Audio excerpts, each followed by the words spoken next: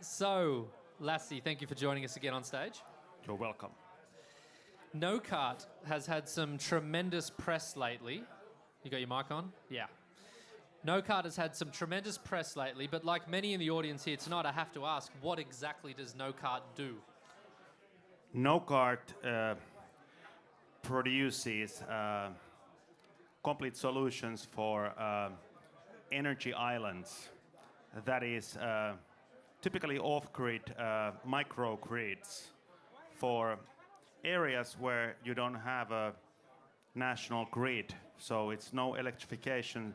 Nocart can bring with their technology the electricity to a village or region which is not in the national grid.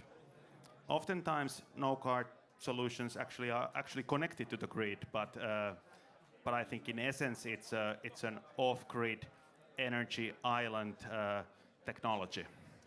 Okay, so what you're saying is that in the markets where Nocart is most active, electrification isn't really going to look like it does here in the Nordics, for example. That is exactly so, and that is a really good point because in these areas in the developing world like Africa and some of the places in Asia that are now being electrified with Nocart solutions, the same thing is happening with what happened with mobile telephony. A couple of decades ago, there was areas that didn't have phone networks, and when the mobile telephony technology came, they didn't build fixed line systems, but they moved directly into mobile phones. And same thing is happening with electrification. The traditional way has been to build national grids, and then this is the Western way. But now in Africa and emerging markets, we see this distributed energy being the way of the future. So necessarily the national grid is not even built. It's really interesting. So we're seeing a leapfrogging in the energy infrastructure there, which obviously is providing some huge savings on government spending in some of these countries, right? They don't need to go and spend all that money on big infrastructure. What is the biggest success factor then for Nocart in Africa as a particular case?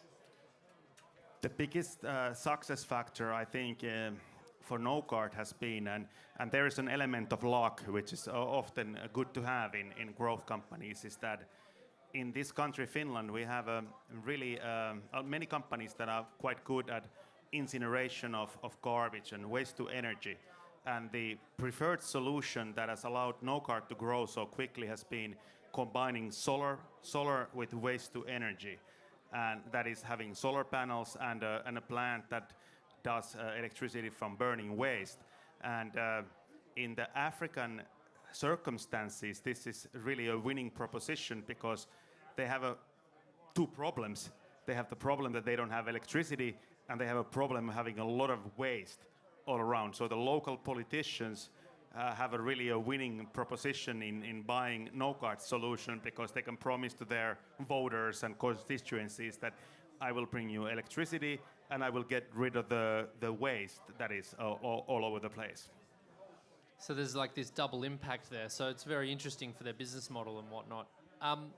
Any questions from the audience at the moment where we're talking about a startup or a clean tech company that is essentially replacing fixed grids in Africa? So it's kind of quite a big deal. So is there any questions for clarification about what they're up to over there? Yeah, we have a question. Thank you. Hello, just one question. Once you deliver the solutions in Africa, what do you do with the follow-up? Like, how to analyze the data? Do you do that at all? Or just one-time solution to the area? What's the follow-up after installing Nocart systems into these places? Is there much analysis of the data? What does Nocart offer moving forward to these places? Yeah, well, I would say that Nocart started as the initial idea was to sell just the technology, to sell the power management units and find customers for those. And then we soon learned that it's a better idea to sell the complete plants with the waste incineration and solar panels. And with the companies now moving into a position where we would like to actually make investments and invest ourselves into building the power plants in Africa and become an energy producer in that market and consolidate hundreds of megawatts of production. I don't think this exactly answers your question, but I think this is a kind of our strategy, that we want to become an independent power producer in Africa. A follow-up question? Yeah? Isn't that also involved with the politics there? Like if you want to actually become the power supplier, like a sustainable in a way that how the politics enter the play? Thank you. It's I am not the operational management. Our CEO spends half of his time in Africa, and that is one of the reasons why we excused him tonight. I'm a board member, but and I don't know all the ins and outs of the day-to-day dealings with politics. But I will say this about politics, that Nocart coming from Finland to this African market is actually been really well received, because the competition is largely Chinese companies and Korean companies, and I would say that they are more political than us. Nocart as a Finnish company is perceived as, how would I say, like a non-political buy. There is no layer of political influence that Finland wants to take in that region, unlike how the Chinese and the Koreans are perceived. So we have one more question here, yeah? So you keep mentioning Africa, but I actually have no idea what particular countries or markets are you in, and how they differ, and how do you compete, for example, with solar energy? Yeah, well, Nocart is, there are many countries, in Africa, and we haven't even begin to touch the ceiling in terms of market potential. I think Nocart is, we are active in sub-Saharan Africa, but it's only a couple of countries. Zambia, we announced last week, Kenya, Mali, I think, a few other places, but there is like 20 countries, and I think we have announced that our backlog of good quality projects is closer to 1 billion or even over 1 billion euros in volume. So really, I think I don't know. I would like to finish by saying that, when the Paris Treaty was signed a couple of months ago, the U.S. Secretary of State John Kerry gave a speech, and he said that the electrification of sub-Saharan Africa is the biggest business opportunity the mankind has ever faced, and what is so exciting about this is that we seem to be able to transfer our technological leadership into a enormously growing business portfolio. And I think Nocart is one of the companies, and this is like a Finnish point. In Finland, people are like craving for having a new, why don't these startups grow into be bigger companies? But Nocart is one company that truly has the chance to grow into a major industrial company based on the demand and strength of the technology. Cool. We have another question right here. Wow, you're getting grilled tonight, Lassi. This is good. My question is based on that knowledge that I have been making materials handling in waste-to-energy plants in USA, China, Finland, and Sweden. And in all these plants, the technology is technology and power is power. But starting point is that how you are collecting and how you are selecting and dividing the waste to the right qualities.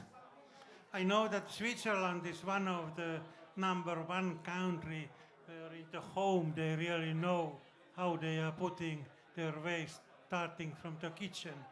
What we could do better in Finland in that point? If I understood correctly, the question was about sorting waste, and I have to say that I'm no expert on that, but I've been based in Los Angeles now for the last almost half a year, and to my great surprise, there is no sorting of waste in Los Angeles. Everything is thrown to the same waste bin, and I think the sorting of waste in the Nordic countries is probably at the very high level on any international yardstick. Maybe Germany, big, who is there, maybe it's even more sophisticated, but I think I can only say that I think we are in the Nordic countries at the very high level in this sorting of waste, and I, as an amateur economist, I would say that there probably comes a law of diminishing returns. If you have like 20 different waste baskets, at some point in time, the cost of sorting becomes greater than the benefit from having it sorted to so many ways. Yeah, sorry, another question? Yeah, a follow-up?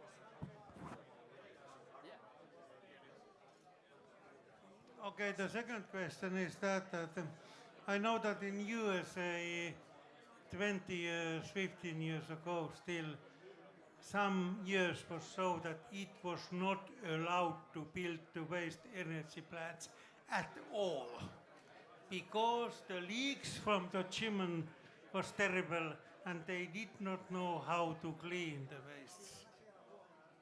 Nowadays it goes well. It goes well in Finland and so on. But how you are avoiding in Africa that question when the climate requirements are coming to be in very high level? There is a Finnish lady presenting Finland in Paris. I know she very well. And that means that those standards will be stronger and stronger. How you will do that with the African people? Well, you sound like you are an expert on this. You should be on the stage and answering the questions and not presenting them. And we all know that the way the policy is developing, that we aim to have as much of the products and materials reused as possible, and then burning is not the preferred solution. I will not, I don't want to offer anything more than to say that it is so dependent on where you are. Same way as we in Finland, it may make sense to burn some materials that doesn't make sense to burn in Central Europe. The same way, and I'm no expert in the circumstances in Africa, but I think it may make sense to burn some of the things when there is practically no other way to treat them other than having them lying around on the ground. So thank you for that. This was our final interview for the evening.